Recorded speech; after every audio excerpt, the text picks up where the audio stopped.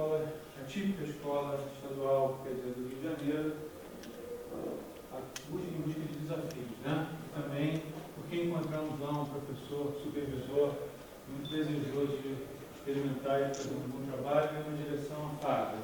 Esses foram os motivos que nós escolhemos esse colégio e chegamos lá e encontramos um grupo de alunos bastante, vamos dizer, a priori difícil de trabalhar, e fomos então experimentando alguns caminhos.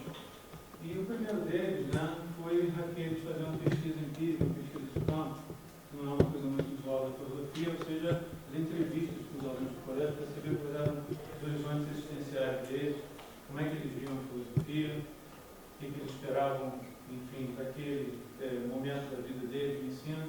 E essas respostas iniciais nos foram muito valiosas, né? Dentre elas, nós conseguimos entender que tipo de problema os afligia mais. E nós, então, pegamos esse primeiro desejo, que era o desejo de discutir violência, e nos propusemos aí ligar filosoficamente essa conversa. Isso gerou a primeira semana de filosofia do Visconde Caiú. Ela teve um determinado formato, nós aprendemos muitas coisas, foi bastante exitosa. O PIBID depois continua, os bolsistas vão se sucedendo, né? E nós, a partir dos acertos, passamos novamente o questionário, fizemos nova enquete e chegamos à conclusão que deveríamos discutir agora política, né? A Cláudia vai pegar a bola e vai, enfim, explicar direitinho como tudo aconteceu. Eu só queria implementar essa minha participação inicial dizendo que o supervisor, o Sérgio perguntou, né? O supervisor deveria ter aqui uma pessoa muito, muito querida, o Luiz Alberto Cabral. Ele não está aqui porque ele foi para o Uruguai. A CAPES agora tem um programa chamado Mobilidade Docente, onde pessoas da Venezuela, da Colômbia, do Peru, da Argentina, do Uruguai estão vindo para o Brasil ver como as coisas funcionam aqui, e alguns estão indo na recíproca, né, para esses países. E nos foi oferecido, em parte por causa do êxito desse projeto. Então eu achei que a pessoa que deveria ir era o Luiz Alberto, e só por isso ele não está aqui, deveria estar, quer dizer, no meu lugar. É uma pessoa com 30 anos de magistério e que ele próprio descreve ter renascido, né? Ter reencontrado, quer dizer, uma motivação que nunca deixou de existir dentro dele, mas que não podia ser posta em prática devido às dificuldades. Vocês vão ver o Luiz Alberto aí nas imagens que a gente escolheu e tal, mas eu não quero ocupar mais um espaço que por direito não é meu, de fato, né? Então, passar a bola para a Cláudia, seguir com a... Então, a gente tinha um contexto das eleições, como o outro trabalho também já citou, né? A gente tinha as eleições acontecendo, só que o Rio de Janeiro vivia, como o resto do país, uma situação sujeita às passeatas. Então, no questionário que a gente passou, as entrevistas que fizemos com os alunos, foi muito interessante porque surgia muito essa questão política, mas assim, muito pulverizada. Eles não sabiam definir exatamente o que eles queriam discutir, mas sempre voltado para a questão política, né? E a gente se aproveitou disso porque o tema também do semestre que a gente ia trabalhar era política. E aí a gente começou a trabalhar alguns filósofos, e aí eu me lembro, eu pedi ao Edgar, eu preciso de uma foto do Marx. Marx é a Xuxa do pedaço. Eu preciso, porque a gente está trabalhando e a gente está na mais-valia, e as pessoas assim, questionando, perguntando, querendo saber. Então a gente pegou aquele interesse que já estava acontecendo, aquele interesse que já estava muito gostoso, e resolvemos motivar o PIBID dessa segunda semana ser desenvolvido em torno da política. E a gente motivou os alunos a começarem a conversar a respeito. Eles tomaram essa decisão, isso nasceu deles, né? Vocês vão ver um vídeo que a gente vai falar sobre isso. E a gente decidiu o seguinte: especificamente, nós criamos as eleições da escola e escolhemos alunos que pudessem representar alguns filósofos. Só que a gente não queria que essa experiência aos alunos que representavam cada filósofo. Nós criamos secretarias de cada filósofo para discutir quais seriam a abordagem daquela proposta governamental para a cidade. Então, nós tínhamos 6 secretarias. Me ajudem aí, Márcia. Olha, era a Secretaria da Saúde, do Transporte, Direitos Humanos, Educação, Cultura. Nossa, mas aquilo foi parar. No momento que a gente começou a falar sobre as secretarias, os alunos questionavam assim: sim, Secretaria de Direitos Humanos. Professora, o que são direitos humanos? Então, começaram a surgir questões, e aí a gente falou: olha, a gente vai fazer as eleições, vocês vão ter espaço para abordar todas as propostas de vocês precisam se preparar para abordar as propostas. Então tá, nossa, aquilo virou a Coca-Cola do Caiu. A garotada começou a estudar filosofia naturalmente. Nós temos o mesmo tempo de aula que você, são 50 minutos semanais, e só que o interesse começou a se quadruplicar. Dia a dia, eu nunca dei meu telefone para tanta gente em toda a minha vida. Nunca ninguém me quis tanto anotar o telefone. Não, toma. E aí eles criaram o tal do WhatsApp, né? O WhatsApp, criaram um grupo. Era um grupo para cada filósofo. Nossa, a gente vai falar sobre isso mais tarde, mas o que aconteceu nesse processo é que, além da gente só ter os benditos 50 minutos semanais, os nossos 2 professores responsáveis pelo PIBID, Cairu, eles tiraram licença. Eles foram operar o comigo, catarata. E catarata tem aquele probleminha que não adianta operar um olho só, né? Se opera um, opera o outro. Nós tivemos 2 licenças no meio do nosso caminho. Mas a coisa aconteceu mesmo dentro das licenças. Foi interessante que muitos alunos diziam assim: eu não quero participar porque eu não gosto de discutir política. Eu não acredito em política partidária.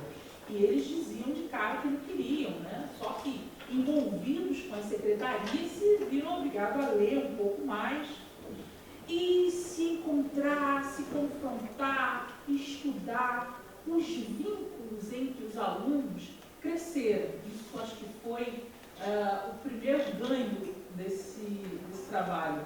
O fortalecimento de vínculo, aluno a aluno. As turmas saíram mais coesas, mais unidas, participativas, e o envolvimento foi progressivo. Começou algumas pessoas perguntando: que dia é mesmo, hein? O que é mesmo o tema?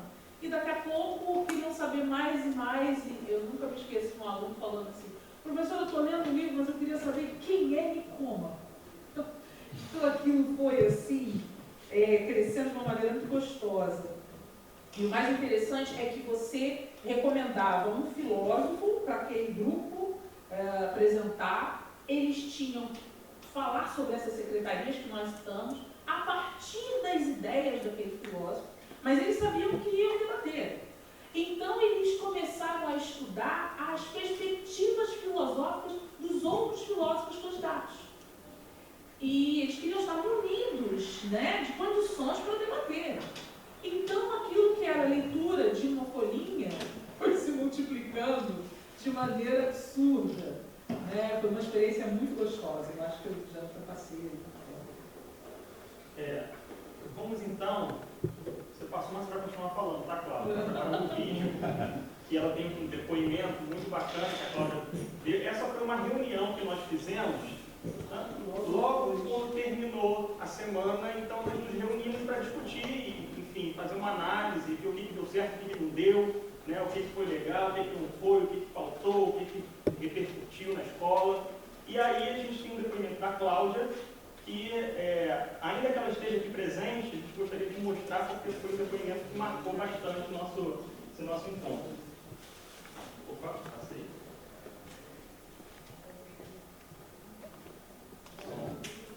teatro é como nasceu. Você vinha falando há muito tempo que eu queria fazer alguma coisa ligada à política, eleições. Aí uma mulher estávamos eu e Elizabeth em sala, aí a gente disse, não, porque a gente tem que fechar, como é que vai ser? Alguma coisa sobre, né, as eleições, quem sabe, política, como é que a gente pode fazer? E aí, de repente, um aluno pesca a ideia e lança, né? Então, eu senti assim, a retórica acontecendo na prática, né? A gente conseguindo mobilizar os alunos a sonhos que já estavam sendo gestados entre nós, mas sair da boca de um aluno, né? E ganhou outro peso, porque aí eles disseram, não, nós que escolhemos, então nós vamos aderir, porque nós escolhemos, nós vamos fazer, vamos botar em prática, né? E foi maravilhoso, foi uma das experiências mais interessantes acadêmicas da minha vida. Os alunos mandavam e-mail, mandavam mensagem, 9 horas da noite, 11 horas da noite. Gente, sem tanto interesse pela filosofia. O menino lendo ética de Coma, quando eu estava grata, quem é Coma? Apostilas no WhatsApp. Eu nem sabia que dava para botar uma apostila aqui, né? E as meninas tocando, e quem você acha, Claudio? Eu olhava assim, ai meu Deus, eu vou ter que achar alguma coisa agora, né? E assim, 2 da manhã, alguém querendo saber sobre a vida de Rousseau, 2 da manhã, eu não quero saber da vida de Rousseau 2 da manhã. E de repente a menina ficou interessada, né? E assim, construímos uma coisa nova no Caio. Acho que mobilizou a escola como um todo, porque na hora do auditório tinha de tudo, ele tinha gente de todas as turmas. Ganhou um potencial e as várias, os aplausos, parecia a torcida, parecia o Vasco e Flamengo, que era Hannah Arendt, a gente estava falando de Aristóteles, parecia Fluminense, né? Muito legal. Calma, chega. Então, quem é o próximo agora? Eu acho que o Flamengo, na nossa linguagem, né? De vocês, não sei qual seria o clássico.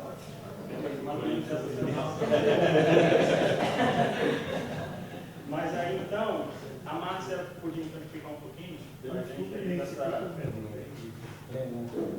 Olá, gente, boa tarde. Eu sou Márcia Gonçalves e aqui a gente vai apresentar para vocês os bastidores, né, de todo esse projeto, retomando um pouquinho antes do vídeo da Cláudia, e quando nós de fato tivemos na mão que queríamos fazer, seria assim um debate filosófico entre 6 filósofos, né? Eu brinco até que a gente ressuscitou Aristóteles e Sócrates aqui de uma maneira maravilhosa, a qual surpreendeu a todos nós da equipe, porque a princípio julgávamos ser que não seria bem aceito pela turma. No início pensamos que o projeto não iria dar essa explosão que teve, né? Porque quando se trata de filosofia, os caros colegas sabem como é, né? Quando a gente lança uma proposta na sala, a gente olha um certo desânimo no rosto dos alunos quando se trata de filosofia, porém, conosco teve uma resposta muito positiva, né? Quando a gente trabalhando na sala, lançando as ideias de cada filósofo,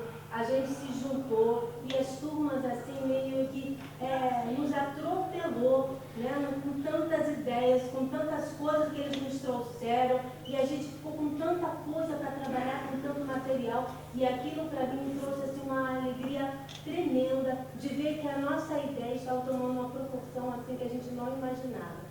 Então, depois de ter dado conta disso, nós fomos preparar, né, colocar a nossa ideia no papel. E aqui nós estávamos no departamento, eu, Agostinho e o outro que não pôde estar, o Rodrigo, e nós tivemos a ideia maravilhosa de imprimir o rosto dos filósofos em cartazes, né? Então, nós colocamos ali o rosto de Marcos, Hobbes, com a data de nascimento e falecimento, e preparamos santinhos. Foi assim, algo muito bom, que é o Aristóteles, da equipe Partido da Virtude Política, e tocando para a onda na sala, né? Porque houve a boca de urna, como assim, né? Se nós somos partido da virtude, esses nomes. Tocando para a onda, foi muito bom. Nós temos o Thomas Hobbes com o partido absolutista, eles se empenharam nesse papel. Esse a turma vai gostar. As questões foram levantadas aqui com furor, né? Esse também tá legal. Esse Esse é esse. Partido Contrário Social, maravilhoso também. A menina que se caracterizou de Rousseau foi fantástica. gente Ela vai ver mais pra teve, frente, vocês verão. Então eles assim vestiram a camisa assim, vamos para a guerra mesmo, né? Vamos para a luta e vamos para ganhar esse negócio aqui. O Partido da Igualdade Social de Karl Marx, um menino que representou brilhantemente, Hannah Arendt, com a liberdade política, a garota representou muito bem essa incitou a mulherada da plateia, as meninas que ele enlouqueceram, não foi? Ele Com a inicial ideia. Aristóteles. É outro debate terrível com a Hannah Arendt, o machismo de Aristóteles. Foi assim, tipo assim, Márcia, que sou eu, né? Ela chegou para mim e disse: queremos fazer uma pergunta para Aristóteles, a gente quer acabar com ele. Né? Então elas estavam assim, decididas mesmo. Teve o John Rawls. E o John Rawls, né, trazendo a justiça e a liberdade, foi uma garota também que representou o John Rawls. E aqui, a princípio, o nosso professor supervisor, ele disse: nós temos que ter uma base para que esses alunos tenham um ponto de apoio, né, para eles começarem a entender mais ou menos qual a ideia desses filósofos. E houve até assim uma discussão meio com Cláudia e nós, porque a gente achava que não havia necessidade, porque a gente queria dar a maior liberdade possível para que eles fossem pesquisar. Mas mesmo assim, cada um de nós elaboramos um pequeno texto, somente para os alunos terem uma pequena ideia, né, do pensamento dos filósofos. Mas foi assim superficial, eles deixaram rolar mesmo sentimento, a ponto de 2 horas da manhã a Cláudia está falando de Rousseau no WhatsApp com os nossos alunos, né? E é isso, agora eu passo a bola para outra Márcia. Muito obrigada. Boa tarde, eu sou a Márcia Ferreira. Então, eu moro um pouco distante do colégio. E aí eu cheguei numa manhã de segunda-feira e o auditório estava desse jeito.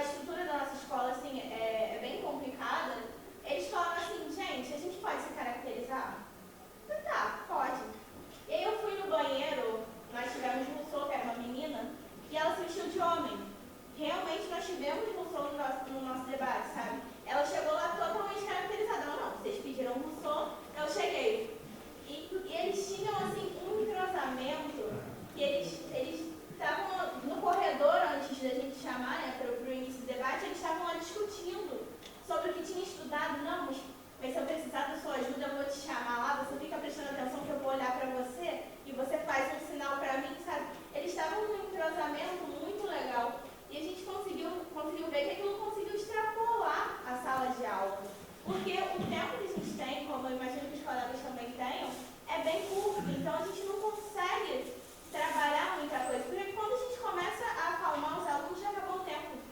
Então a gente conseguiu montar um projeto utilizando as mídias, que normalmente a gente vê como se fosse um obstáculo para a sala de aula. E a gente conseguiu entrosar as mídias junto com o nosso projeto. E o Leonardo vai explicar para vocês como funcionou o esquema do debate. Aqui então a gente tem um vídeo, vou passar rapidinho para a gente ter uma noção.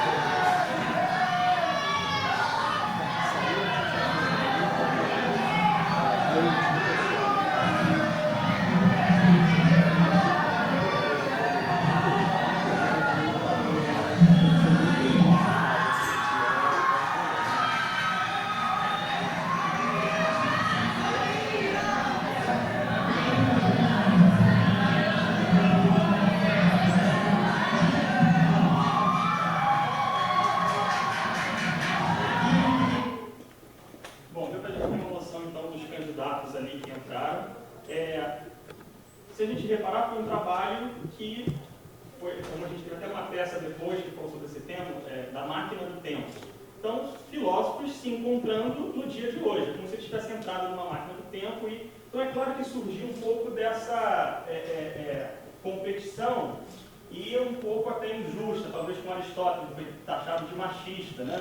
Pelas meninas, pelas ideias dele. Mas é claro que tem toda essa relação histórica, né? De um tempo para o outro, da cultura, e tudo isso foi um trabalho muito difícil, que eles ali, enfim, se empenharam em querer. Se a gente vê aquele panorama que nós mostramos no vídeo anterior, né, do auditório, antes de começar, né, bem cedo, eles já chegaram, já foram ocupando as cadeiras e ali em volta, um com papel, com uma ideia, um fazendo propaganda para o outro, vota nesse, vota naquele, né, porque no final a gente fez uma eleição e eles votaram naqueles que eles acharam o melhor candidato.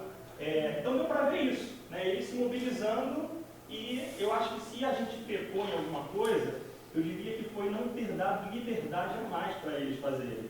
A gente até colocou essa coisa da caracterização, da fantasia. Você viu que alguns foram, outros não. Quem falou, não precisa ir, não vai, que se foca, né? Olha na nossa cabeça. Não se foca no que você tem que fazer lá, não vai querer se caracterizar, senão isso pode perder o foco, vocês vão se preocupar com o que não é importante. Então na nossa cabeça ficou um pouco disso e a gente viu que não. E talvez o ideal seria deixar que eles fizessem mesmo. E eles deram um show, assim. Não era o que a gente esperava mesmo, como a Márcia falou, surpreendeu a todos, né? E aí a dinâmica do debate foi assim, a gente dividiu em blocos, como nos debates que a gente vinha acompanhando pela televisão, os debates eleitorais, não é por, enfim, é por causa disso que eu no final acabei sendo taxado como William Bonner, sei lá, que eu apresentei lá no debate da mediação, e nós fizemos toda essa estrutura do debate que é televisionado, mas com os filósofos, né? E então a gente dividiu em blocos, um bloco em que eles se apresentavam, um bloco em que eles faziam perguntas, né? Um bloco de perguntas um para o outro, um embate que a gente pode passar esse vídeo para a gente ter uma noção. que é o embate entre um fazer uma pergunta para o outro, direta. Né? E aqui o Rousseau, então, faz uma pergunta para o Hobbes sobre saúde. O som não está muito bom, mas a gente vai dar para ter uma noção do que aconteceu. Esse é um pecado, né? A gente não ter uma registro de melhor qualidade, enfim, mas Foi o que a gente pôde fazer, né? Com o que tinha em mão.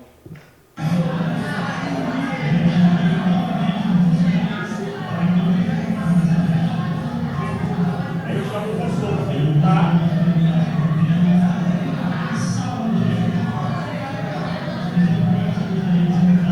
Sorteei o tema, saúde.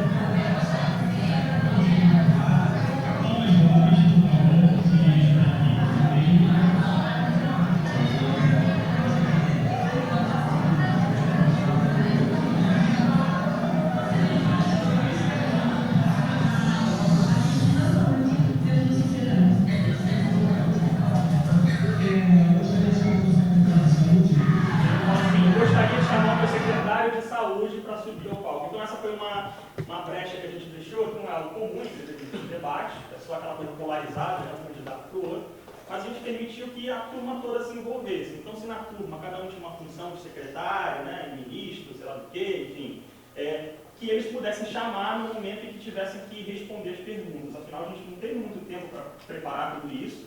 Então, eles tinham que estudar muita coisa, não só o pensamento do filósofo que eles representavam, como é o caso aqui do Hobbes, mas ele tinha que estudar também os outros candidatos, né? Porque afinal ele teria que saber o que o outro pensa para que eu possa, enfim, e era um pouco da nossa proposta aqui também trabalhar, né? Política, mas a política a partir da alteridade, saber ouvir o outro, tanto que quando eles se colocam como filósofos aqui, muitos deles não concordavam com as ideias da pessoa que ele representava, mas ele tinha que incorporar aquilo, ou seja, fazer esse exercício de saber ouvir aquilo que aquele filósofo, as ideias daquele filósofo, e, enfim, expressar da melhor forma. Então ali o Hobbes, ele, naquele momento, chama o seu secretário de saúde, porque foi quem estudou essa parte de saúde, mais especificamente, para responder a pergunta do Rousseau. Se fosse uma pergunta contra o Marx, teria um outro membro da equipe que já estaria preparado para levantar, se for sorteado, e lá responder. Foi mais ou menos assim, né, que eles se organizaram. E ali, então, ele sobe. E eu acho que foi o único que utilizou esse recurso, se eu não me engano. Foi o único que quis chamar alguém, eles tinham essa liberdade, então ele chamou, por isso que ele fez questão de mostrar o vídeo dele, chamando a sua equipe para poder falar e, enfim, interpretar ali as ideias do Hobbes. E aí a gente tem aqui a Hannah Arendt, né, ela interpela o John Rawls está olhando para o público, o John Rawls foi uma menina também que fez, né? Esse debate assim, acabou se polarizando mais, porque como eles tinham a liberdade de escolher para quem perguntar, como a coisa acabou se bandeando para o lado do Aristóteles, que se mostrou alguém muito impulsivo, né, o Tiago, né, que foi o aluno que interpretou, ele tinha um temperamento muito forte. Não sei se o Aristóteles era assim, né, como é que era o temperamento do Aristóteles, mas ele fez do jeito dele, e por expressar as ideias dele com essa convicção, essa firmeza, acabou polarizando a coisa em torno dele. E todo o debate acabou se gerando nas ideias do Aristóteles, que não agradaram muito a todos, né? Uma minoria ali que começou a fazer pressão na plateia e gritar machista, machista, não sei o quê. E aí, quanto mais gritava isso, porque o Tiago, veja bem, o Tiago não é machista, percebe? Mas o Tiago estava interpretando um papel que ele não podia abrir mão, afinal ele tinha que fazer o papel dele nisso. Quanto mais ele estava, mais ele se empolgava. E aí aquela coisa, né? Mas até quem gritava machista na plateia também estava interpretando e fazendo seu papel ali, né, de público que queria fazer torcida. Então foi uma coisa que foi amistosa, né? E aqui o auditório, né, que o Franz, que também fazia parte, né, ele já se formou já, ele fez a gravação ali dos bastidores e tudo mais. Mais à frente. Lá atrás, né? Ó, que a outra foto que estava melhor para a gente ver. Aqui, ó, esse é o momento aqui das perguntas, né? Os outros estagiários bolsistas, que tem o Rodrigo e o Miguel, a ajudando a organizar as perguntas que foram feitas pela plateia. E a gente, na nossa cabeça, como falei, a gente sempre pensa que não vai dar certo. Vamos pensar sempre na pior das hipóteses. Então, os bolsistas tinham algumas perguntas já preparadas para que... Quem quer perguntar? Vai que ninguém levanta a mão, né? A gente já tinha... Combinado deles entrarem na fila, a gente não entra na fila e vocês vão perguntar e tá tudo certo. Isso os estagiários. Vamos mobilizar assim, se der alguma coisa errada. E deu errado. Só que deu errado do avesso, o contrário, né? Porque todo mundo levantou e foi para a fila. E agora, o que a gente faz? Porque não vai dar para todo mundo perguntar, responder, e não vai... Né? Então deu errado, graças a Deus, no bom sentido. Né? E aí a fila foi se formando aqui atrás, tá vendo? Ó? Enfim, e aí quanto mais eles subiam, faziam, mais aparecia gente. E perguntas feitas por eles mesmos. Perguntas feitas por eles, perguntas polêmicas, e os filósofos tiveram que segurar a ponta ali para conseguir responder de uma forma mais satisfatória possível. Né? E aí, mais adiante, e o Augustinho, então, pode falar um pouquinho dessa parte, porque o Augustinho, ele é o nosso novato. Não parece, mas, né? É o Aqui Mas- tem um paradoxo, eu sou o mais velho e o mais novo da turma. No dia aí da apresentação, foi assim, meu segundo dia de estágio. Vocês desculpem porque a timidez vai me fazer engolir muitas palavras, mas foi uma emoção assim muito grande para mim, porque no início do projeto, no primeiro dia, quando eu soube que seria, eu estava com meus botões, não fiz muita fé, eu acreditei que, poxa, vai ter muita dificuldade, por se tratarem de jovens, talvez não haja interesse pelo assunto, filosofia e muito menos política. E para meu espanto, a resposta está no que vocês viram aí, que foi uma apresentação maciça e muito envolvente da plateia. E eu me vi assim dentro de um debate político de verdade. Mentirinha, mas foi muito legal, muito bom. Vocês me desculpem mesmo, poucas palavras, eu sou muito tímido para falar. É isso. Muito Obrigado. obrigada.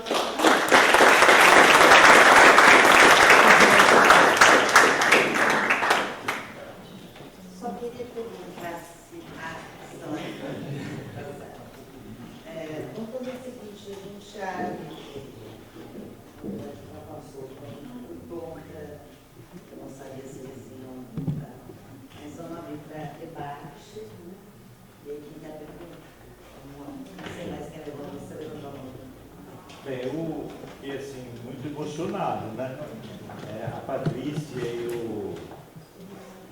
o Edgar, eles sabem que esse é o objetivo do nossos encontros, porque a gente vê aqui, primeiro, uma riqueza de criatividade que é compartilhada e também que nos dá uma esperança, não é? Quer dizer, mesmo indo assim com receio, as perguntinhas feitas, plano B planejado, né? O improviso planejado e tal, né? Mas que dá esperança de a gente continuar no ensino da filosofia. Porque se essa esperança cair, eu acho que a gente pode fechar o nosso boteco, né? A nossa universidade, né? Então esse é o objetivo do encontro, deve ser mantido, né? Porque eu estava olhando para o Vitor, para o Edson, que são nossos supervisores, né? Quer dizer, quantas ideias, né? Quantas possibilidades que a gente tem, né? Então, tanto a primeira fala, né, também de Pernambuco, como aqui, imagina as outras, né? Então, esse é o perfil e que a gente tem que saber, a gente tem que ter um meio de ficar sabendo, né, da experiência assim, super legal de vocês. E para mim, que eu estou assim no final, tenho 43 anos de magistério, estou já saindo, né? Mas eu tenho alguns planos ainda para os próximos 25 anos, né? que me dá esperança de pensar para frente. Porque o dia a dia ele é meio durão, né? Ele derruba a gente. A gente entra no pessimismo, entra nas não possibilidades, né? Então eu acho que assim, muito feliz nessa experiência, né? De vocês e também a outra, né? E das outras também. Acho que é isso aí, né? Eu queria parabenizar todo o grupo. Eu acho que foi para todo mundo sentir esse envolvimento entre vocês, né? Um vigor em desenvolver o trabalho. Acho que algumas ideias servem para nós também, assim, né? E eu tenho duas perguntas, né, que eu anotei aqui. A primeira seria assim: quais foram as dificuldades que vocês enfrentaram para que o trabalho não caísse na superficialidade, naquele bate-papo informal, e para que a filosofia em si fosse realmente contemplada? E a outra questão é se essa disputa de ideias, né, dos debates, causou algum tipo de conflito mais sério entre os alunos, como foi citado naquele trabalho anterior, e como vocês conseguiriam lidar com isso, porque já que gerenciar todo esse trabalho não é realmente uma coisa fácil. As dificuldades, inicialmente a questão das licenças. A gente tinha que trabalhar, mas a gente não teve o número de aulas previsto. Então, a gente começou a trabalhar com os alunos a motivação e a gente ia assim, incitando eles, né? Eu lembro, a turma que eu acompanhava, eu estava acompanhando o Aristóteles, o Hobbes, que não era da minha turma, Hobbes era da turma de quem? Zula. E aí, assim, eu estava acompanhando diretamente o Aristóteles, estava acompanhando o Rousseau, e aí a gente ficava perguntando para eles, dia a dia, e aí, o que vocês já estudaram? Como é que está? Como é que está a preparação? Estão gostando de fazer o projeto? E então, a gente ia incitando o grupo. Isso foi uma coisa que deu muito certo, porque a gente jogou a proposta, na semana seguinte eu já perguntava, e aí, já está tudo pronto? O que vocês estudaram? Não, me conta porque eu quero saber. Depois eu só voltei a dizer para eles, eu não quero mais saber. Porque foi muito grande o movimento, mas essa foi a nossa maior dificuldade. Nós não tínhamos horário para encontrá-los. Nós não tivemos o número de aulas necessário. Então, a gente começou a trabalhar com as alternativas que foram crescendo, né? Mas, inicialmente, foi essa a nossa tacada. Porque, a princípio, o planejado era que cada um de nós trabalhássemos um filósofo. Né? Eu trabalharia o Rousseau, Aristóteles, cada um. Só que não deu certo. Todo mundo perguntava. Por pouco tempo, né, os nossos encontros foram pequeníssimos, mas eles que perguntavam para mim de uma coisa, eu perguntava para eles, acabou que nós nos unimos e todos nós trabalhamos juntos, filósofos ao mesmo tempo, né, para ganhar tempo. E já que não podíamos estar sempre juntos, o outro plano foi que se reunissem na casa dos próprios, né, deles mesmos, e trocassem mensagem, e trocassem trabalho entre eles, para se aprimorarem, conhecerem mais os pensamentos dos outros, e assim foi fluindo. Vocês sentiram nos alunos esse aprofundamento filosófico, para não ficar naquela questão do achismo? Eu acho isso. Então, na verdade, a gente também não tinha essa pretensão. Afinal, se nós aqui não sabíamos tudo sobre o Aristóteles, a Hannah Arendt, o Rousseau, o Hobbes, muito menos a gente inspirava isso deles, né? Não era também nosso. Agora, uma coisa que você está falando é interessante, porque nos nossos questionários que nós fazemos no início do ano, apareceram esse questionamento dos alunos. No questionário a gente pergunta, o que você acha da filosofia? Qual a importância da filosofia para você, na sua vida, na sua formação? Você vê filosofia fora da escola? Enfim. E o que você acha das aulas de filosofia? E aí alguns responderam, a gente viu algumas respostas dessas, de que o professor poderia se aprofundar mais. Às vezes a gente trabalha com muita superficialidade. A gente vê que essa é uma demanda deles.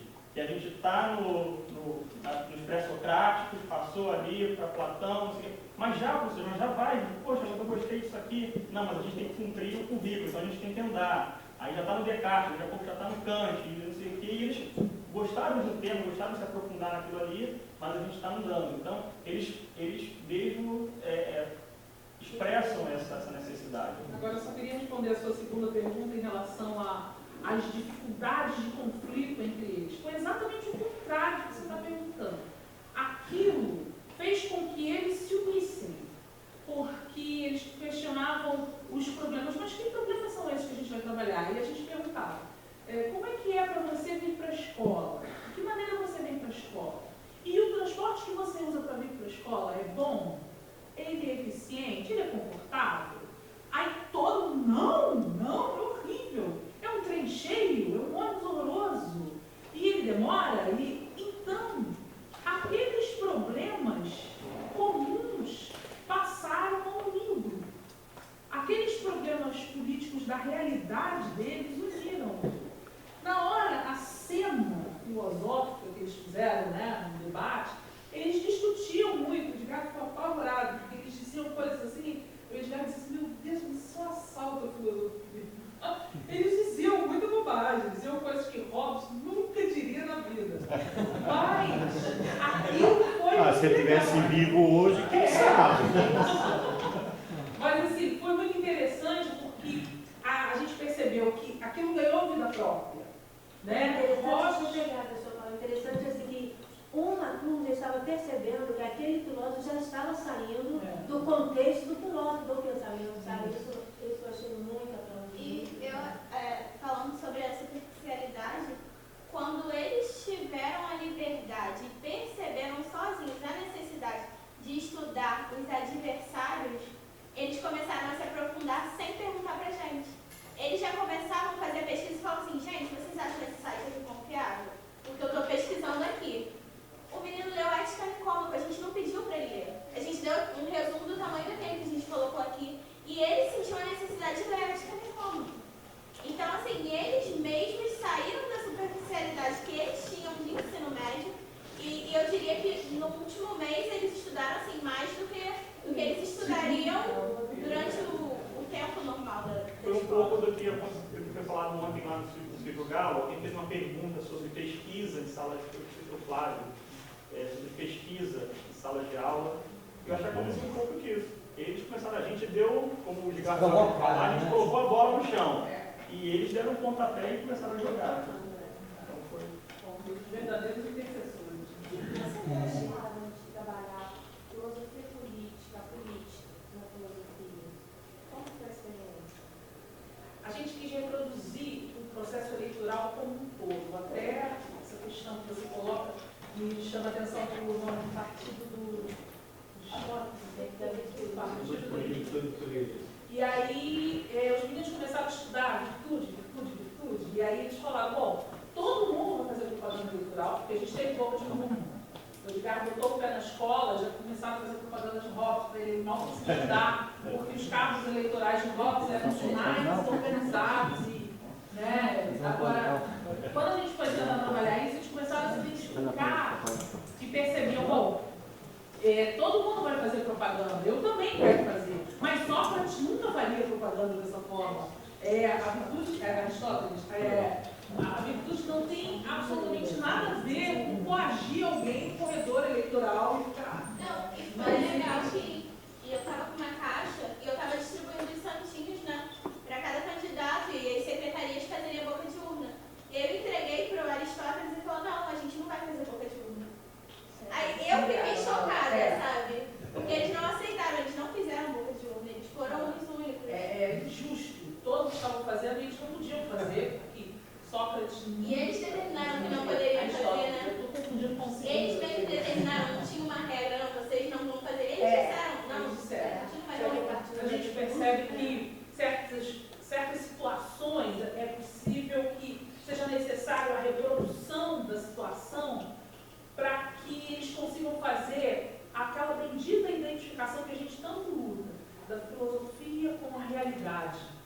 E aí a gente conseguiu fazer um salto qualitativo de tirar aqueles temas do papel para jogar para a realidade, do dia a dia deles.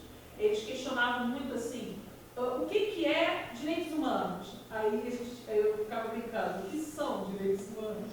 Mas assim, o que é isso? Por que você está falando? Eu estou representando que secretaria? A gente criou uns 5 secretários, depois eles se tornaram insuficientes. Porque eles falaram, eu vou ter que estudar isso sozinho. Então, os secretários tinham secretários. E aí, a gente começou com um dinamismo onde você conseguia perceber que a filosofia saltou do papel. Isso foi o nosso grande ganho, né? Eu acho que é maravilhoso você trabalhar a política, porque todo mundo tem opinião. E é aí que eles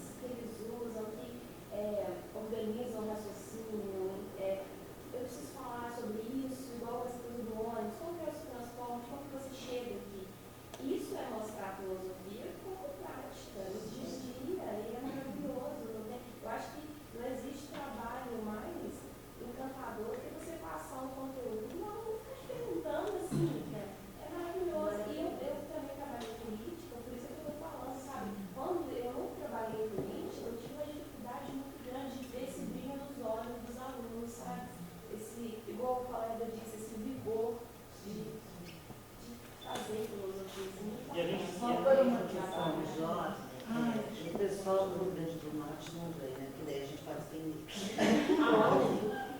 certo? Senão não daria. Ninguém apareceu. Compartilhar também para colegas que não Sim, quiser aproveitar o tempo e junto ao seu grupo. Sim. Isso, para dar uma. Desculpa, professor. Só instantinho, tem gente que levantou a mão, mas não tem. Você. Meu nome é Vinícius, eu vou ser estudante das artes da Espírito Santo, a UFES. É porque a gente se sentiu um pouco atrasado, mas deu para pegar boa parte, bem interessante. E sim, parabéns pelo trabalho, bem interessante mesmo.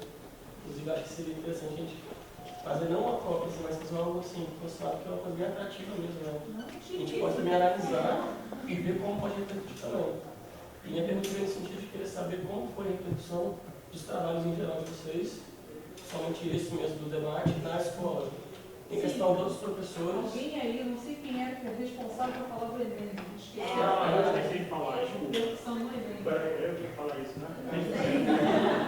Enfim, a gente viu que teve outras repercussões, outros resultados. Quando a gente escolhe trabalhar dessa forma, a gente tem que abrir mão, por exemplo, de um ensino mais conteudista para se preparar para o vestibular, para o Enem. É questão de escolha. E aí a gente se arrisca, né? Só que o que aconteceu? Ao escolher ir por esse caminho, os alunos, depois que fizeram todo esse trabalho, esse projeto, né, eles nos retornaram, porque eram alunos de terceiro ano, e fizeram o projeto já no final do ano, perto da prova do Enem. Então, logo 2 semanas depois, eles fizeram o Enem e vieram uma notícia. Teve um que foi o Thiago mesmo, na história. Eu acertei todas as questões de filosofia do Enem, ele falou, né? Então, aquilo, a gente não estudou para o Enem, a gente não se preparou para o Enem, mas ele teve um bom resultado, porque ele, enfim, quando for começar a estudar o Aristóteles puxou para os outros, ele foi no gancho da filosofia, ele se interessou por aquilo. Quando ele chegou numa prova que é muito conteudista, que trabalha com história, ele também se saiu bem naquilo. Mas não porque se preparou para aquilo, aquilo foi uma consequência dentro. A gente tentava a reflexão com os alunos, mas eu queria saber na escola se algum professor viu, se motivou a querer também ter uma coisa diferente, ou se a direção achou legal aquilo, se acha que motivou de outras pessoas a fazer coisa diferente também, se assim mudou o âmbito escolar mesmo, assim. Falar em teu nome? Vinícius. Vinícius, então, eu estou no processo desde o início, né, 2012, e assim, uma das coisas foi que o projeto de vídeo pudesse conquistar uma reputação que tornasse a vida dos bolsistas mais fácil, né? E eu acho que essa reputação vem se consolidando gradativamente com o êxito desse evento, sobretudo. A gente já teve agora o pessoal de mobilidade docente do Uruguai que veio, e foi incrível a agilidade com que eles conseguiram montar um debate entre, não mais eleitoral, mas um debate mais existencial, pedagógico, existencial, e o pessoal do mobilidade docente ficou muito sensibilizado com a coisa, a ponto que levaram para o Uruguai e querem reproduzir lá não com filósofos, mas com pedagogos, né? Então cada aluno vai ser um pedagogo e eles de alguma maneira vão alterar, adaptar as condições dele. No colégio, eu nas minhas mudanças lá, nos horários que eu posso, eu fui ter bastante longe da PUC, e os meus afazeres me tiram, né, a atenção que eu deveria dar. Eu escuto alunos dizendo, por que só eles têm privilégio, né? Por que a gente também não tem, né? Sobretudo o turno da noite, que nunca foi contemplado, a gente tem contemplado o turno da manhã e o turno da tarde. E uma coisa que eu acho que eu vou contar, é mentira esse negócio de filosofia. É mentira. É uma questão de como é que a coisa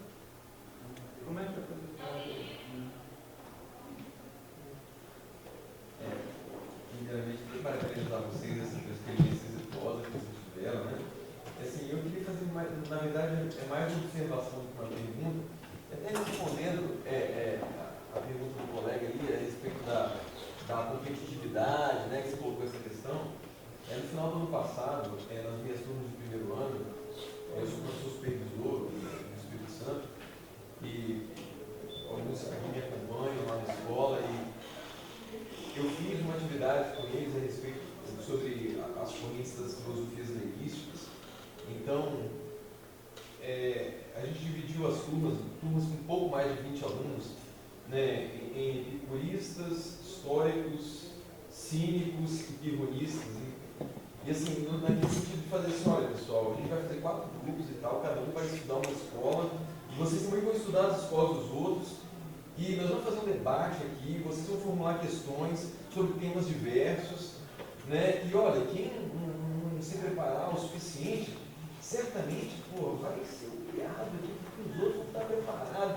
Olha o lance da concorrência. Rapaz, foi uma coisa assim, extremamente exitosa.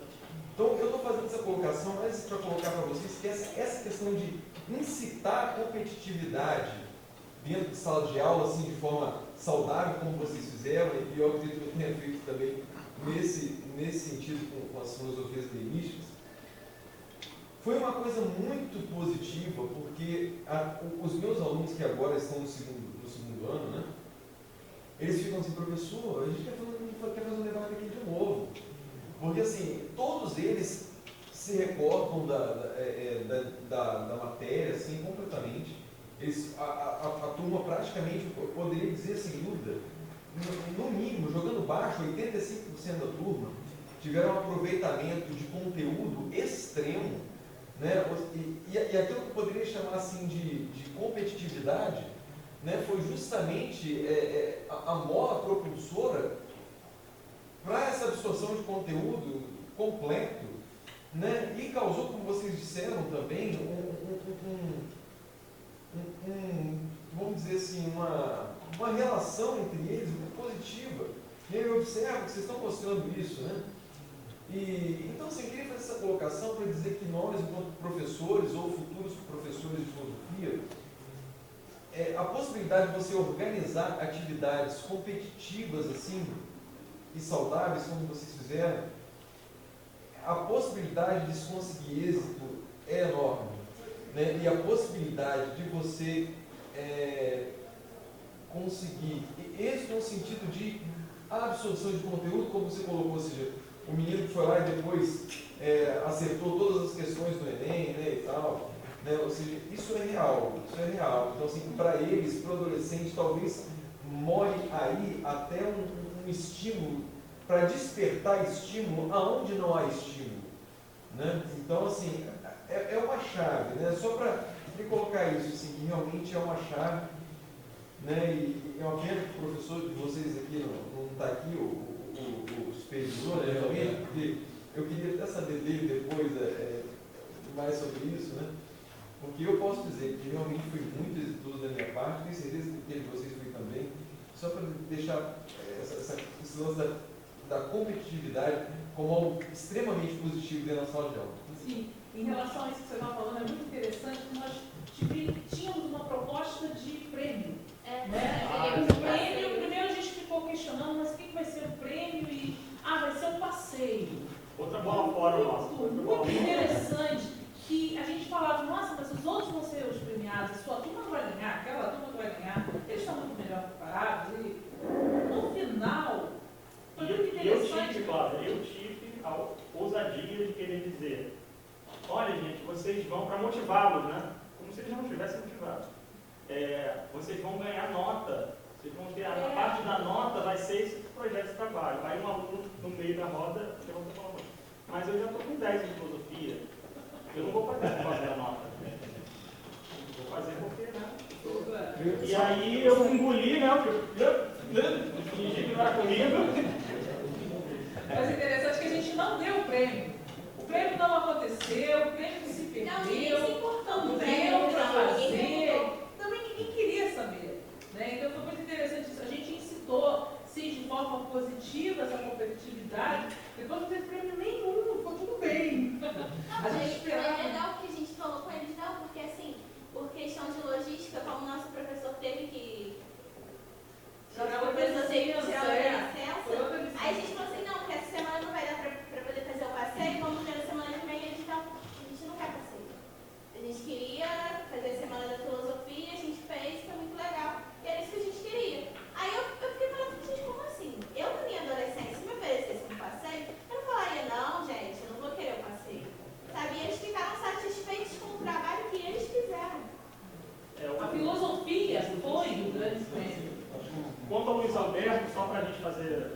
né, ele apareceu até no do Cabeça Branca, está bem do lado da Cláudia, ele já está para se aposentar, né, Edgar? Já está praticamente 30 anos de carreira e todos os anos dedicados ao ensino da escola básica, ensino público, e ele parece para a gente que está no primeiro ano dele de professor. Ele parece que estou começando agora, vamos lá, né? Com todo o gás, com toda... Então isso também nos ajuda muito. Com o resultado do nosso trabalho, ficou muito emocionado, a gente fez aquele agradecimento todo a ele pelo apoio, né, que ele nos deu durante todo o nosso trabalho, e ele ficou super agradecido, foi um momento muito bom. Só mais uma vez em relação... Não tem falando que tem gente que levantou a mão, se tinha levantado, lá no fundo. Quer falar?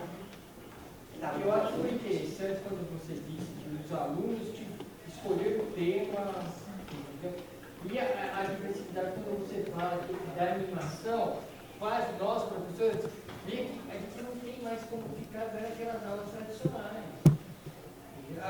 Eles estão evoluindo em um outro mundo e nós também temos que compartilhar isso, porque quando você coloca essas ideias, você fala, nossa, que susto. O meu aconteceu a mesma coisa. Quando eu fui escolher o tema, eu caí na bobeira de deixar os alunos escolher. Falei, qual é o tema que vocês querem? Vamos estudar sólidos arquimedeanos, sólidos arquimedes. Eu falei, meu, nem na faculdade tem gente que aprende isso. E no fim, eu acabando, saiu. Então, você veja bem, é importante a gente compartilhar com o aluno, porque é lógico que a gente também não pode deixar, a gente também tem que ter limitar, tem horas que a gente eu digo o seguinte, se nós tivéssemos escolhido o tema, tivéssemos preparado, tivéssemos dito como é que deveria ser feito, a gente não estaria aqui hoje para contar essa história, com certeza. Não vai ser sem graça. Opa! Eu gostaria só de fazer uma observação assim, em relação ao que o Vitor falou. O Vitor é professor lá no Espírito Santo, eu também, cada um fica numa escola, né? E eu não sei se alguém estava presente aqui na Ampof do ano passado, em Campos do Jordão, não sei se o Edgar estava lá. Então, realmente, quando há esse tipo de atividade que envolve um certo tipo de competição, isso é uma chave de fato para, de algum modo, despertar o interesse do aluno. Eu me lembro que alguém apresentou um trabalho lá na Ampof, não sei se você estava presente, o Edgar, na apresentação, mas, salvo engano, foi do norte, e a ideia foi justamente pegar a República de Platão, olha que interessante, e a temática de novo era política, e aí o professor teve a sacada de fazer com que cada grupo propusesse uma forma de governo. Então, uma forma de governo, ia lançar a ideia de construir uma cidade tirânica, o outro uma cidade oligarca, aristocrática, o outro democrática.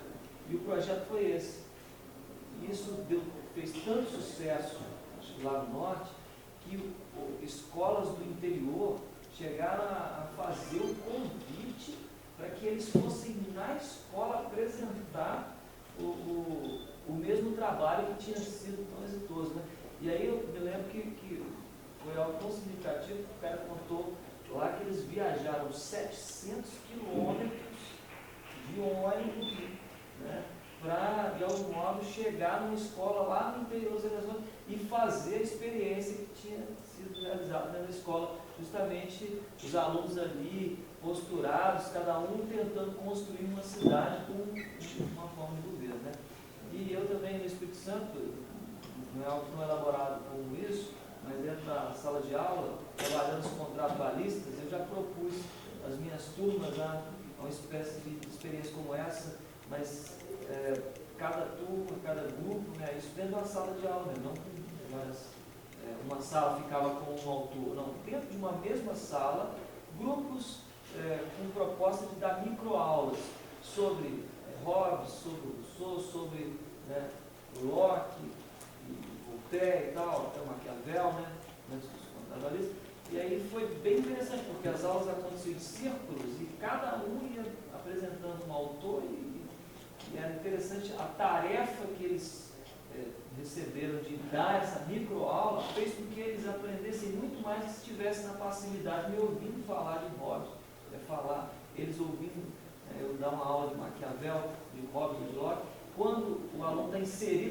processo, quando ele está construindo conhecimento dentro da sala, parece que o avanço da aprendizagem, enquanto ele também ensina os colegas, parece que é muito mais, digamos, efetivo. Então o aluno parece estar participando dentro da construção disso. Eu tinha uma pergunta logo depois dele, e na verdade eu tenho uma questão que é minha. Bom, em primeiro lugar, queria parabenizar um trabalho bonito, fico feliz quando eu vejo que a gente possa, primeiro, nos surpreender com os alunos, e isso para quem está há muito tempo, às vezes quer ver isso, né? E para quem está chegando, acho que não é possível. Pode ser julgar, não concordo que aluno não gosta de filosofia. Alguns não gostam, mas alguns não gostam consecutivamente. Mas diz respeito a uma experiência que eu tive, e eu vou contar o relato dessa experiência, porque para mim foi um susto. Alguns anos atrás, na verdade eu acho que 15 ou 17 anos atrás, eu coloquei uma turma numa escola particular. Nesta relação de competitividade, o tema era apologia de Sócrates e Platão. Então, alguém tinha que defender, né? Sócrates, alguém, na verdade, tinha que atacar o Sócrates. E me surpreendeu, porque, na verdade, eles pegaram vários diálogos platônicos, né? Alguns foram estudar os sofistas e daí por diante. Eu fiquei absolutamente abismada. E a surpresa maior foi a seguinte: Sócrates foi morto de novo. Na verdade, eu gostei disso. Mas a menina que fez a defesa do Sócrates ficou inconformada. Essa menina não se conformava com, depois de tantos séculos e séculos e séculos, né? Na verdade, o Sócrates tinha sido, de novo, condenado à morte. Óbvio que houve todo um trabalho de retórica do menino, e esse menino, na verdade, se esforçou muito, estudou muito, e eu fiquei durante muito tempo, e essa é uma questão que eu ainda tenho, na verdade, né? Apesar do êxito daquela coisa, fiquei durante muito tempo me negando a colocar os alunos em situação que envolvia algum tipo de competitividade, porque embora eles de fato tivessem se envolvido, né, aquilo me pareceu, como é que eu posso dizer, falso. Depois de 17 anos eu fui num congresso em Florianópolis e encontro essa menina, que era defensora do Sócrates, fazendo mestrado em filosofia. Ela tinha passado na Santa Casa, não tinha sim, em primeiro lugar, desistiu no primeiro ano que eu fui de filosofia. E ela disse para mim assim: nunca esqueci aquele debate. E aí, assim, eu até hoje tenho problemas com isso, de fato. Né? Se jogar na chave da competitividade, né, é um instrumento, e como fazer isso? Essa é uma questão que eu me faço, eu queria compartilhar com vocês. Eu na escola participei de um debate e que também foi muito marcante para mim. E que se eu estou também fazendo filosofia, acho que deve-se um pouco a isso. E eu acho que então a gente pode tirar daí que o papel do professor em sala de aula ele pode mudar muita coisa na vida do aluno, né? Pode ajudar muito o aluno a se descobrir, a construir, né? E o que aconteceu comigo, aconteceu com uma aluna sua. Às vezes a gente acha que... Mas isso não diminui o meu drama. Óbvio que mostra o meu ego, mas não diminui o meu drama. Que é, na verdade, jogar com a chave. Óbvio que eu queria que os meninos dialogassem, mas, no entanto, a chave é da competitividade, do show, é do espetáculo. E o Aristóteles, apesar de todas as vaias, foi quem ganhou o debate. E a gente não avisou imediatamente assim que terminou. Todas as turmas estavam em alvoroço. E gente esperou passar uma semana e depois de cada aula, com cada turma, a gente foi anunciando, enfim, vendo qual foi também todo o resultado, a repercussão do debate em si, não só o fato de ele ter ganhado. Isso ajudou um pouco a amenizar esse clima de competitividade. E a gente viu que também, naturalmente deles, isso foi sendo. E eles foram percebendo que o mais importante não era aquilo, competir. Mas foi legal que eu falei com a turma do Robson, que era a minha turma, e aí o Robson falou assim, não tinha jeito não, ele tinha que ganhar, ele era o melhor, eu não posso, não tinha como competir com ele, ele era o melhor. Olha, eu li na minha juventude um livro chamado Vencendo a Competição, acho que é Terry Moore, e eu acho que ele trabalhava questões de igualdade para que você pudesse superar esse processo, mas eu acredito que a situação de desigualdade que a gente já vive é a nossa competição diária. Os meninos dos quais a gente está falando são a escala da sociedade menor favorecida. Eles são meninos que estudam o Cairu, é uma escola horrorosa. O Cairu parece um presídio. O Cairu é feio, ele é deprimente, os alunos não têm banheiro.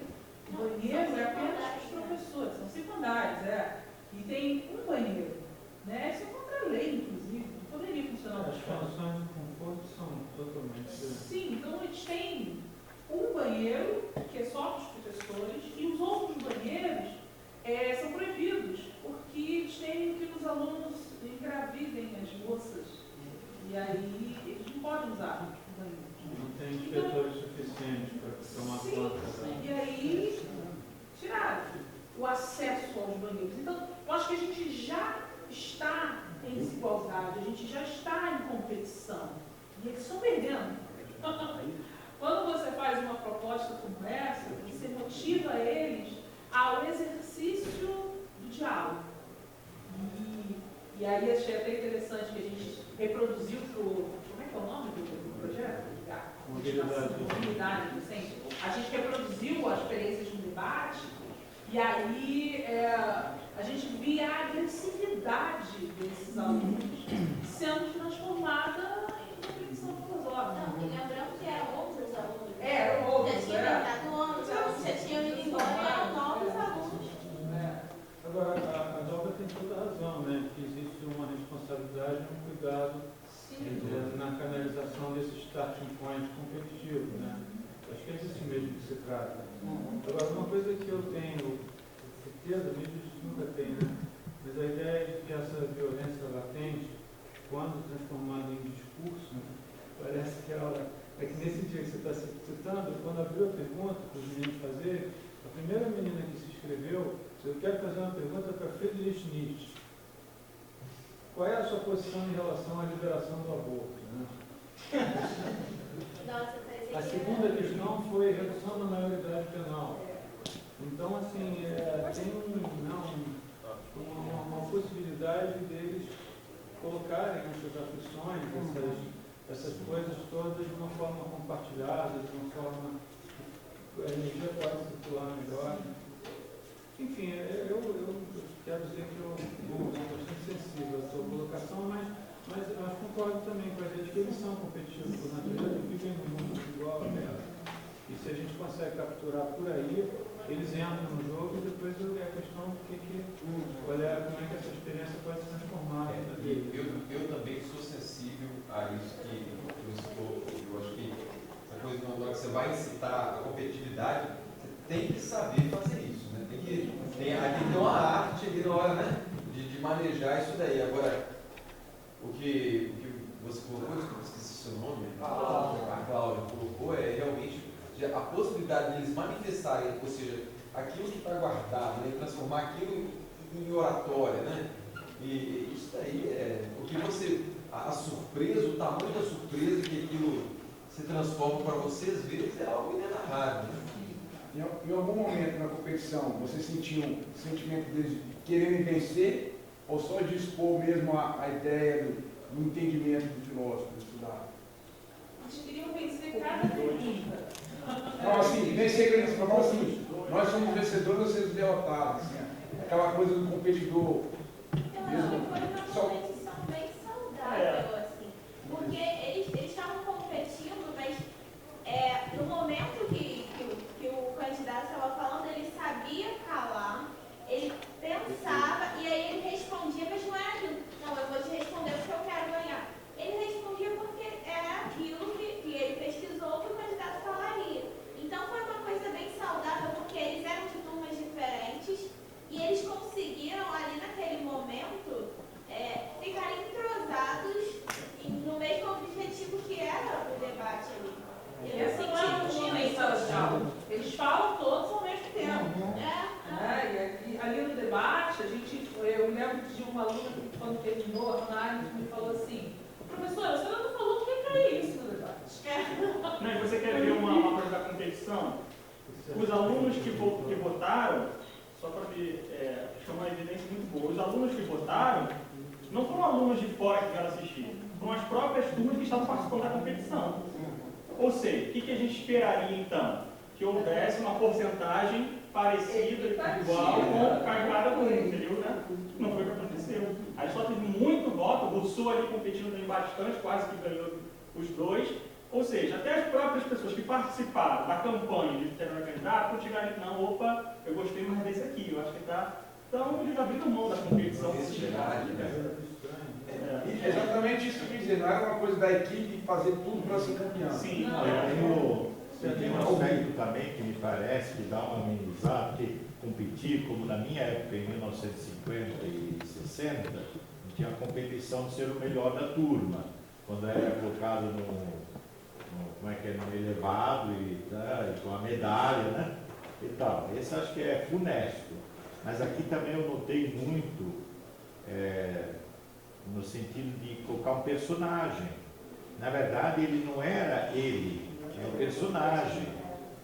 E tem um autor da antiga União Soviética, que agora não lembro o nome, mas eu estudei na época que eu vivi em Cuba, que dizia exatamente como a aula como um teatro.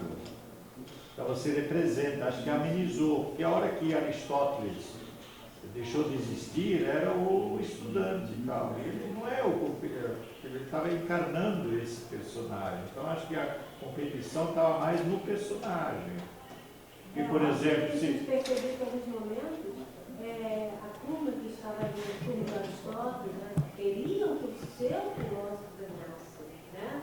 E eles viram que o ápice da competição estava entre Aristóteles e Hannah Arendt, devido a esse feminismo, né? E o machismo. E elas queriam vencer, queriam que Hannah Arendt... Mas aí o que eu coloco é possível uma desassociação, né, do personagem, naquele momento, com a pessoa. Quer dizer, essa pessoa é um estudante da turma. E às vezes está na média, ou abaixo da própria média, vamos dizer assim. Quer dizer, o personagem faz com que você assuma com bastante ênfase, com tal, e viva ele, inclusive. Mas depois o personagem, ele, vamos dizer assim, você sabe dele e tal, acha ele legal, né? Até pelo nome dos partidos aí, absolutista, até com bastante voto, né? E tal, né? A escolha dos filósofos, desses alunos que interpretaram, foi feita pelo professor Luiz Alberto. E a gente, às vezes, não concordou muito, né? Porque o Luiz Alberto fazia assim. Teve alguns daqueles chamados ali, eram aqueles alunos típicos, de final de fundo de sala, que ficam sentados lá para trás, não estão muito interessados. São rotulados como Sim, a gente já acha que não tem interesse. Pegaram alguns filósofos, quem escolheu esse filósofo? Seis filósofos. Os filósofos, a gente foi, Luiz Alberto, a gente foi discutindo, foi vendo o que seria bom para meio que divergir as ideias. Agora, os alunos, ele quis escolher mais diretamente. E aí, quando ele, na sala de aula comigo, ele fez isso. Estava lá e você aí, você vai fazer tal filósofo. E às vezes o aluno distrai, E né? a gente não vai dar certo isso. Ele escolheu uma pessoa que, o mais interessado da turma, ele escolheu aquele que não vai rolar, mais atrapalhado. Vai ser um fracasso. E ele tem são 30 anos de carreira, então você aí, vem pra cá. E a coisa, né? Era quase uma missão pra gente, né? Quando a gente olhava chegou a pensar, poxa, o Luiz Alberto não comprou a ideia, que pena. O Luiz Alberto não conhece os seus alunos. Eu queria pensar isso, ele não conhece. Aquele menino ali não vai dar certo. Não, de e jeito eu ainda nenhum. fui confirmar. Falei, não, mas esse dali do canto ou do lado? Porque o do lado ainda dava pra gente trabalhar. Mas o do canto. Mas Luiz, não pode ser aquele ali, não. Não, eu quero aquele ali.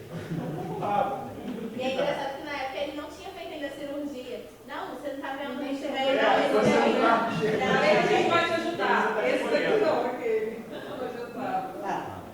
Não, assim, observando depois, né, de ouvir vários posicionamentos, inclusive com a ênfase que foi dada à questão da competição, eu acho que dá para a gente reconhecer um princípio ainda mais generalizante, que está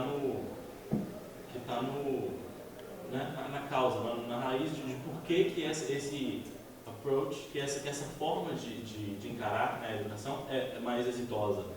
Que eu não tem como não botar, assim, não entrando no mérito de cada escola filosófica e pedagógica, mas para mim é muito pertinente a questão do Dewey, John Dewey, que fala que a escola é justamente a prática, porque a gente parte a gente vem de uma concepção de escola que encara a escola como vamos prepará-los, é um limbo em que você incuba as pessoas para depois viverem. Eu acho que essas atividades têm êxito justamente porque você traz a vida para a escola. A escola, além de incubação, ela mesma é a realidade, ou seja, é um processo, né? Você não compartimentaliza a escola e a vida, a escola é a vida, né? Então acho que é bem interessante isso, de por que talvez outras modalidades de atividades que também vão, né, de encontro a essa concepção, talvez também fossem igualmente exitosas, né?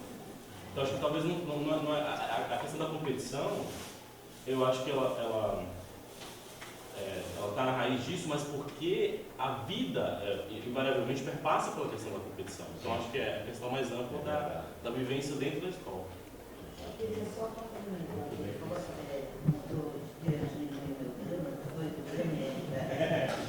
que eu ainda dou aula. Quem sabe no terceiro encontro, mas né? exatamente por dar aula no ensino médio, por estar na universidade, eu acho que muitas vezes, isso eu falo constantemente para os meus amigos de universidade, que perguntam para mim assim, como é que você dá aula no ensino médio ainda? Eu acho que muitas vezes a gente olha com uma determinada distância os alunos sem, de fato, fazer autocrítica do nosso fazer, né? Fazer enquanto professor, enquanto pesquisador, enquanto gente. Como é que a gente coloca o fulano defendendo Aristóteles? Eu estou cansada de ir em congresso que tem fulano, que porque é nietzschiano, certo? Acaba, na verdade, ofendendo o outro que não é, e a distância não é tão grande como se parece. Né? Então, assim, a gente olha como se eles fossem bichinhos e a gente estivesse olhando. Não é verdade. Né? A gente reproduz a sociedade de uma forma muito pior. Só para completar. A gente que eu estou falando meio cabeça.